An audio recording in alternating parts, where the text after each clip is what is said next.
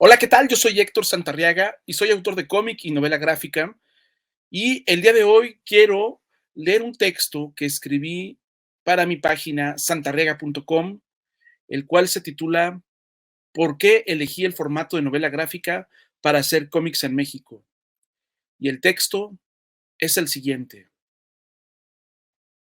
Hacer cómics en México no es cosa fácil. Sin embargo, a lo largo de más de 20 años de carrera, he descubierto que para mí el formato ideal para narrar y dibujar mis historietas es el de la novela gráfica. Yo siempre quise dedicarme a dibujar cómics, ya que el dibujo es una de las actividades que más disfruto hacer en la vida, y en algún momento tomé la decisión de que no solo dibujaría cómics, sino mis propios cómics, mis propias historias. Pero, ¿por qué elegí el formato de novela gráfica para hacer cómics en México? A finales de la década de los 90, comencé a explorar un poco acerca de la industria del cómic en México y me di cuenta de que el panorama era desolador. No había espacios importantes para la publicación de historietas originales y el único camino para desarrollarse profesionalmente haciendo cómics parecía ser solamente a través de la maquila.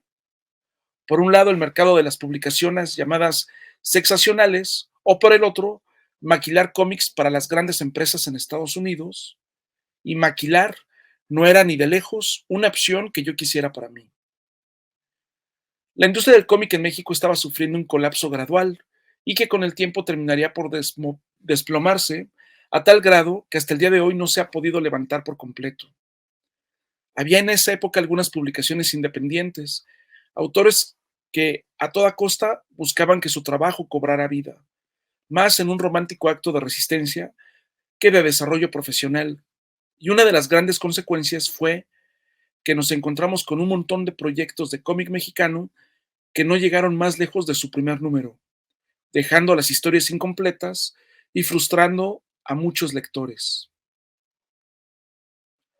Yo, por mi parte, decidí estudiar diseño de la comunicación gráfica en la UAM Azcapotzalco como un comodín para poder alcanzar un desarrollo profesional y económico viables, pero también para aprender y adquirir las herramientas necesarias para eventualmente dedicarme a hacer cómics.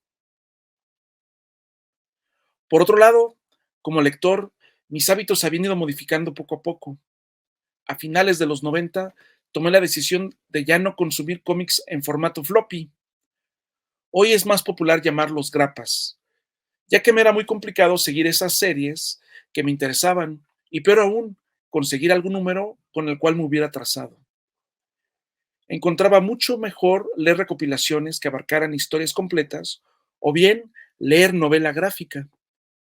Me fue complicado moldear un hábito forjado con los años y sobre todo dominar el impulso de comprar los cómics floppy en cuanto salían y esperarme hasta poder conseguirlos en TPB. Así son conocidos los libros recopilatorios por sus siglas en inglés, Trade Paperback. Económicamente requirió un esfuerzo mayor, pero a poco fue más y más gratificante leer historietas completas y me terminó por definir, sobre todo como lector, por encima de coleccionista. Dejé de luchar por conseguir los número uno de las series que leía y entendí que la recompensa de leer historias completas era mucho más satisfactoria.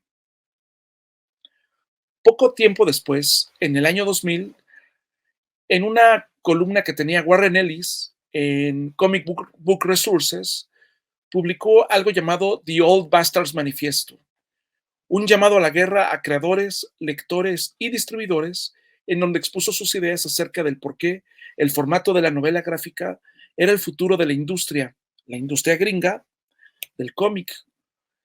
Y para mí fue un bombazo, ya que si bien dicho manifiesto contiene varios puntos rebatibles, hay muchos otros que se mantienen vigentes y con mucha fuerza, incluso hoy, casi 24 años después. Para mí, el más importante y significativo fue el siguiente. Abro la cita. La novela gráfica es la forma optimizada de los cómics. La forma intermedia es la serialización hacia la colección, lo que antes se llamaba miniserie.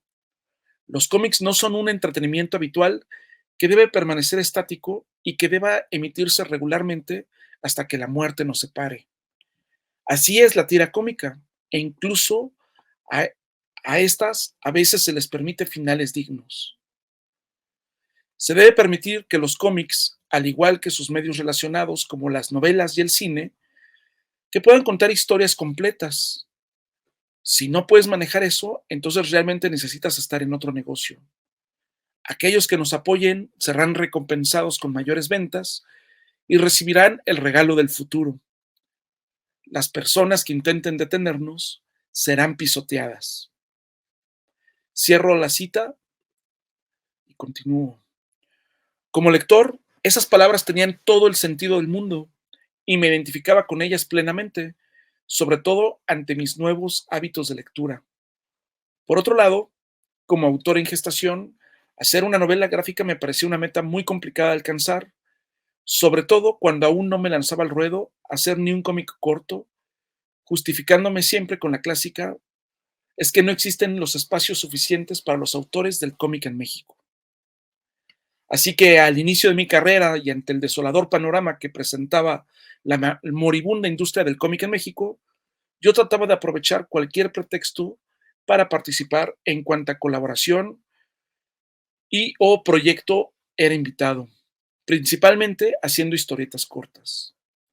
Algunas se publicaron como webcomics, otras se incluyeron en algunas antologías de narrativa gráfica mexicana, otras más fueron ejercicios o aparecieron publicadas dentro de algunas revistas comerciales. Pensaba que era imposible publicar historias de mayor aliento, así que todos esos pequeños espacios conquistados eran muy apreciados. Mucho del trabajo que hice en esos años lo recopilé en el año 2019 en mi antología de narrativa gráfica Ecosecuenciales Forjador.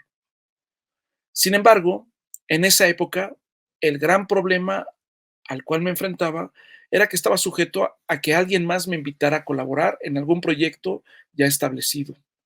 Los espacios eran pocos y casi siempre estaban ocupados. En el enorme desierto del cómic mexicano, nadie es indispensable. En algún momento comprendí que solamente mediante un esfuerzo individual a través de la autopublicación haría que esas ideas en mi cabeza pudieran cobrar vida.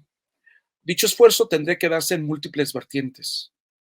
En primer lugar, algo que iba a necesitar era tiempo, mucho tiempo para poder invertirlo en todos los procesos necesarios, hasta juntar mis propios recursos económicos para lograr la realización. Afortunadamente, mi carrera de diseño gráfico me dio mucho para poder crecer, desarrollarme y aprender, sobre todo en el medio editorial. Como el tiempo con el que contaba y los recursos eran limitados, la forma más sencilla de lograr publicar fue a través de distintos proyectos antológicos en proyectos colectivos. Durante la primera década de este siglo, ya había sido parte de la fundación de dos colectivos. Por un lado, Colectivo Dosis, que conformamos en 2003, y por el otro, en 2006, Ediciones La Parranda, ambos integrados por muy jóvenes entusiastas del cómic. Aprendiendo a hacer cosas sobre la marcha, publicamos en físico la antología Paranormal Directo y en digital la antología Violenta. La idea no fue nada de otro mundo. Cada autor tuvo que desarrollar una historieta de unas cuantas páginas bajo un mismo concepto y entre todos juntamos el dinero necesario para imprimir el proyecto. La venta y el tiraje se dividieron y en teoría, en nuestra cabeza, todo iba a ser un gran éxito, pero definitivamente no lo fue. El precio de venta al público de la primera antología, Paranormal Directo, era de solamente 20 pesos.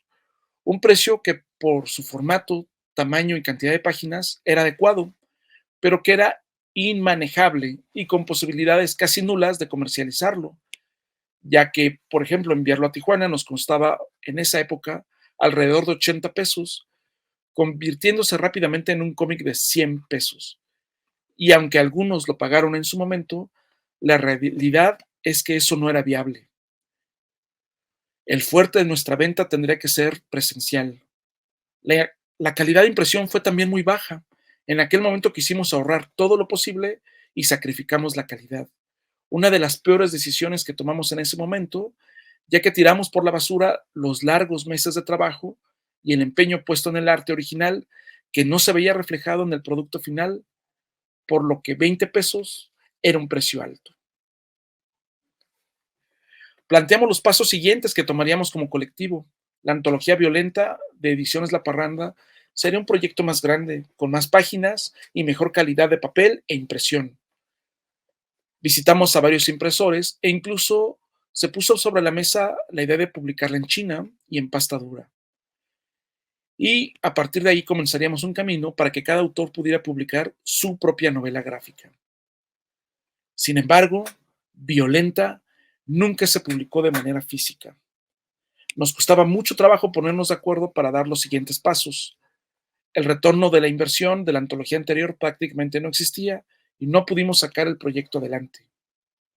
Pero durante los largos meses en que ese proyecto se estaba cocinando, hubo varias ideas que se pusieron sobre la mesa y sobre las cuales trabajamos mucho, pero ya no fue posible mantenerlo vivo. Para 2007, tanto Colectivo Dosis como La Parranda Ediciones fracasaron y decidimos disolverlos, no sin antes liberar el PDF del proyecto Violenta gratis y en línea.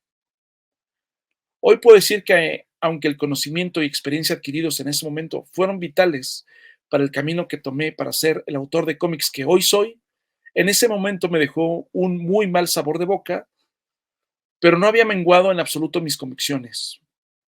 Cuando le pusimos su lápida a La Parranda Ediciones, recuerdo haberles dicho a mis compañeros, pues yo voy a hacer cómics y lo voy a hacer con ustedes o sin ustedes.